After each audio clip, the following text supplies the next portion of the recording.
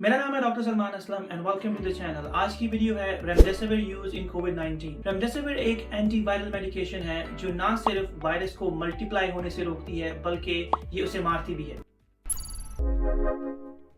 Remdesivir हर उस patient में use किया जा सकता है जो कोविड पॉजिटिव हो, उसका वेट 40 से ज्यादा और उम्र 12 से ऊपर हो, उसके सिम्टम्स मॉडरेट से सीवियर कैटेगरी में हो, यानी वो हॉस्पिटलाइज हो और उसे अपनी सैचुरेशन 94 से अबव मेंटेन करने के लिए ऑक्सीजन की जरूरत हो, या फिर उसकी रेस्पिरेटरी रेट 24 से ज्यादा हो, और सबसे जरूरी बात कि वो पेशेंट मैकेनिकल वेंटिलेशन पर ना हो।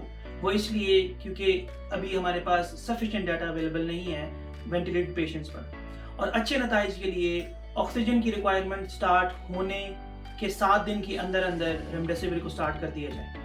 रेमडेसिविर की पहली dose 200 milligrams once a day, उसके बाद 100 मिलीग्राम्स फॉर 5 to 10 डेज। इसे शुरू में 10 दिन के लिए रिकमेंड किया गया, लेकिन बाद में जब 5 और 10 दिन के दरमियान में कोई डेफिनेट बेनिफिट प्रूव नहीं हुआ तो लेटेस्ट रिकमेंडेशन है कि इसे सिर्फ 5 दिन के लिए ही यूज किया जाए। रेमडेसिविर पर रिसर्च शेयर करने से पहले मैं इसके साइड इफेक्ट्स शेयर करता चलूं।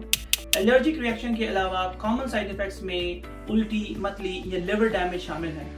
इसीलिए इस ड्रग को हॉस्पिटल सेटिंग में ही इस्तेमाल करने को रिकमेंड किया गया है ताकि डेली लिवर फंक्शंस पर नजर रखी जा सके। उसके अलावा कुछ पेशेंट्स में ये एरिथमिया भी कॉज कर सकता है क्योंकि ये क्यूटी प्रोलॉन्गेशन कॉज करता है, तो इस बात का ख्याल रखना जरूरी है। अगर रिसर्च की बात करें तो सबसे पहली स्टडी अक्टूबर 2020 में new England journal of medicine में पब्लिश हुई, जो कि एक पॉजिटिव स्टडी थी, जिसका क्लेम ये था कि अगर रेमडेसिविर को हॉस्पिटल में मौजूद उन पेशेंट्स पर यूज किया जाए जो ऑक्सीजन पर हैं तो उनकी रिकवरी को तेज किया जा सकता है। ये स्टडी 1060 लोगों पर की गई, जिसमें से आधे पेशेंट्स को रेमडेसिविर दी गई और वो पेशेंट्स 5 दिन पहले ऑक्सीजन से उतरे और घर चले गए बनिस्बत उन लोगों के जिन्हें रेमडेसिविर नहीं मिली।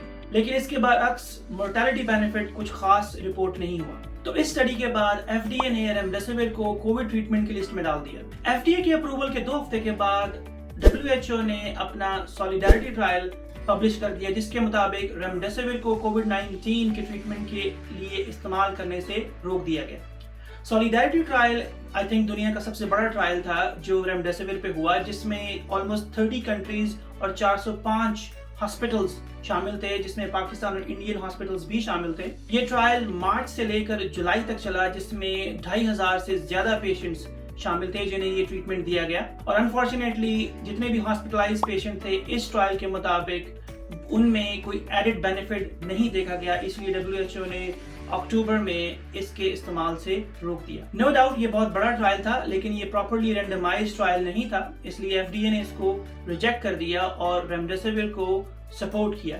और इवन USA में डोनाल्ड ट्रंप को भी इसी मेडिसिन के साथ ट्रीटमेंट दी गई। तो इन समरी रेमडेसिविर का यूज उन पेशेंट में किया जा सकता है जो हॉस्पिटलाइज हैं और ऑक्सीजन पे हैं। जो पेशेंट्स हॉस्पिटलाइज नहीं हैं या फिर वो ऑक्सीजन पे नहीं हैं, उनके लिए इस दवाई का कोई रोल नहीं है। आई होप रेमडेसिविर के बारे में मैं कुछ क्लैरिटी दे पाया। अगर आपके कोई क्वेश्चंस हैं please comment down below and I will reply. Take care, अल्लाह हाफिज।